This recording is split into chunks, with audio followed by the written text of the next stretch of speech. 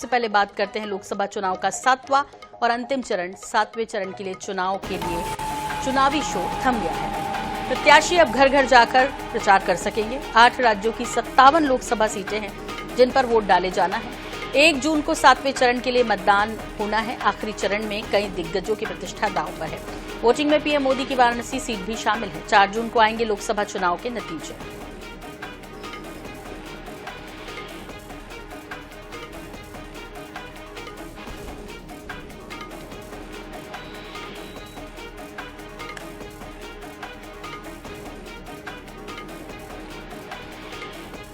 तो 4 जून को नतीजे आएंगे और इससे पहले आखिरी चरण का चुनाव होना है।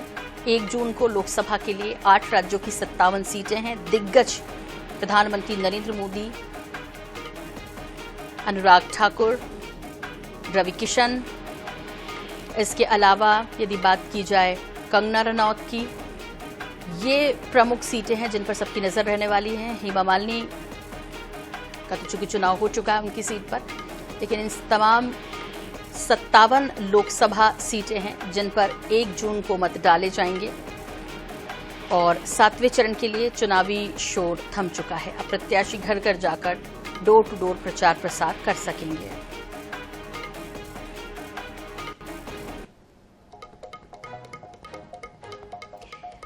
और इस पर ज्यादा जानकारी के लिए आई रुख कर लेते हैं हमारे सहयोगी स्पर्श शर्मा का। स्पर्श, आपसे समझना चाहेंगे कि 7वां और आखिरी चरण लोकसभा का पूरी ताकत झोंक दी है सभी दलों ने और नजर भी है सबकी जाहिर तौर पर। पश्चिम बंगाल की 9 प्रमुख सीटें हैं ही, इसके अलावा दिल्ली, पंजाब की बात की जाए, इधर उत्तर प्रदेश की बात की जाए, तो सभी जगह जो नजरें हैं वो 7वें चरण पर रहने वाली हैं। स्पर्श, ऐसे में क्या कुछ आप देख पा रहे हैं? अब तो प्रत्याशी डोर टू डोर जाकर अपना प्रचार कर पाएंगे।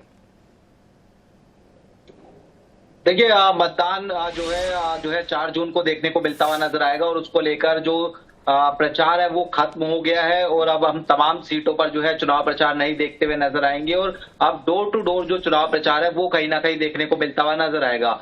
सीधे तौर पर अगर हम बात करते हैं तो प्रधानमंत्री ने करीब 75 दिनों में 200 के करीब जो रैलियां हैं, रोड शो है, वो आज जो है करते हुए नजर आए थे। और राहुल गांधी के संदर्भ में हम बात करते हैं तो करीब 107 रैलियां, रोड शो, न्याय सम्मेलन वो आज जो है करते हुए जो है नजर आए थे।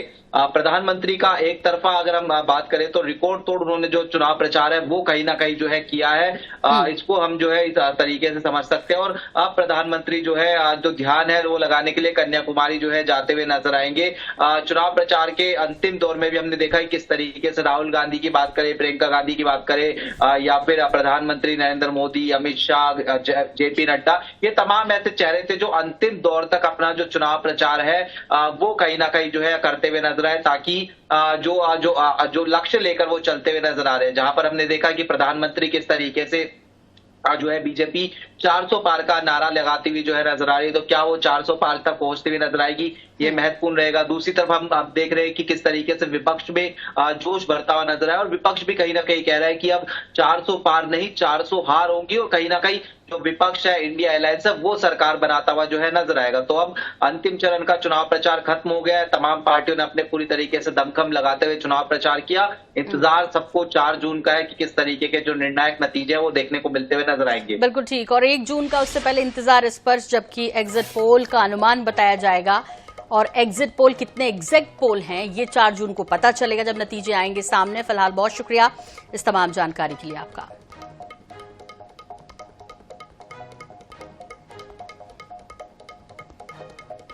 तो प्रत्याशी अब घर घर जाकर प्रचार। 7वें और अंतिम चरण के लिए 8 राज्यों की 57 सीटों पर वोट डाले जाने हैं। 1 जून को 7वें चरण के लिए मतदान होगा।